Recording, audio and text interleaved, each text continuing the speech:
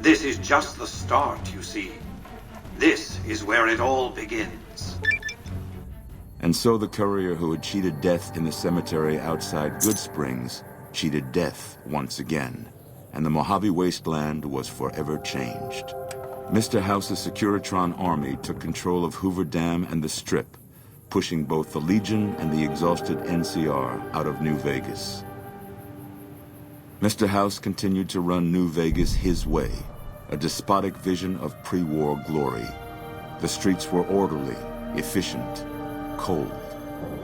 New Vegas continued to be the sole place in the wasteland where fortunes were won and lost in the blink of an eye. The courier, cruel and merciless, had ensured that Mr. House would maintain complete control over New Vegas and everyone in it.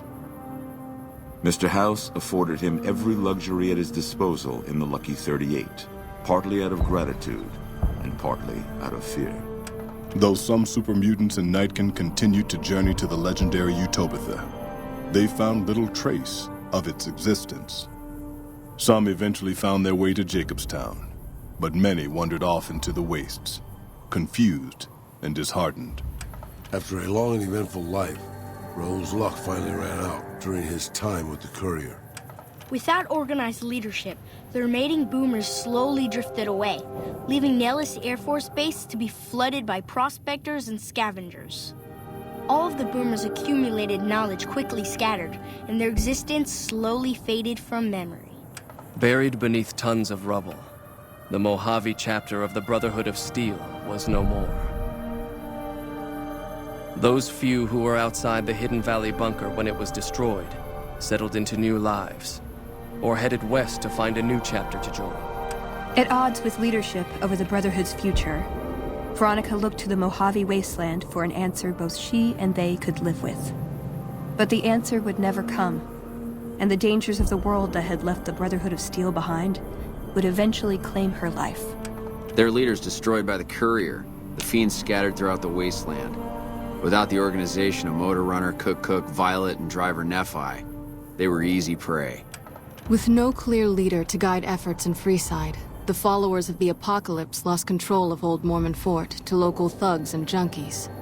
Eventually, using the followers' remaining supplies to manufacture drugs, the Old Mormon Fort quickly devolved into little more than a junkie den. Though Arcade's intentions were pure and his goals were noble, he ultimately succumbed to the harsh brutality of the Mojave, like so many before him. Travelers continued to stop by Goodsprings Source for water on the Long 15, but rarely would anyone venture into the ruins of Goodsprings itself. Those who did were almost always tourists, come to visit the graveyard where the Courier rose from the dead. The slaughter of the Van Graffs and the Crimson Caravan caused no end of trouble for NCR back west. Already struggling, NCR's supply line suffered further as the two caravans withdrew support until the massacre in the east was resolved. The caravan families went so far as to send agents east to hunt down Cass and the Courier. None returned. Both companies finally decided not to chase their losses.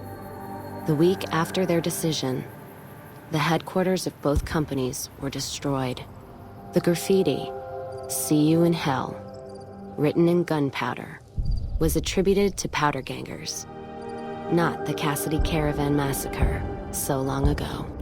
Rose of Sharon Cassidy died as her caravan died.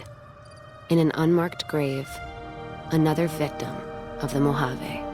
After their suicidal last stand at Hoover Dam, the Great Khan ceased to exist as a tribe. The few surviving members dispersed, joining up with other tribes and gangs across the Mojave, and quickly forgot their heritage. With Jacobstown's leadership destroyed, the remaining super mutants and Nightkin of the West scattered across the wasteland. Jacobstown withered away, its death going unnoticed by the rest of the Mojave. Lily's long life finally came to a close in the Mojave wasteland. As the life faded from her, her last thoughts were of her grandchildren. With the king dead and most of their gang slain by the Courier, The remaining kings fled the area, never to be heard from again.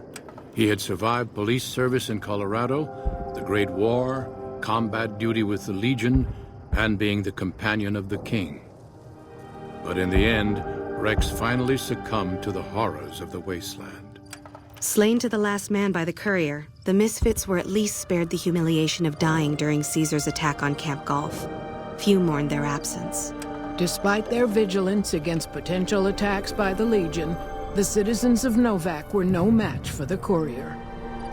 The motel and Dinky the dinosaur were left vacant, a rare stop at best for travelers along Highway 95. Tired of waiting for the world to be done with him, Boone ventured into the wastes to make his own way out. Unable to clear his mind of the past, he was at last granted the death he'd awaited, bringing final rest to a life that had ended long ago. After Hoover Dam, the leaderless powder gangers at the correctional facility vanished into the wastes, leaving the prison empty. The correctional facility became another abandoned ruin in the wasteland, its carcass occasionally picked over by enterprising prospectors. With Cook dead, the powder gangers at Vault 19 fell apart. Those who weren't destroyed by the courier fled into the hills or attempted to work their way back through the Mojave wasteland. Few survived. Primm, already torn apart by powder gangers, was dealt a killing blow by the courier. Though prospectors pick through the remains of the town from time to time, no one reestablishes it as a settlement.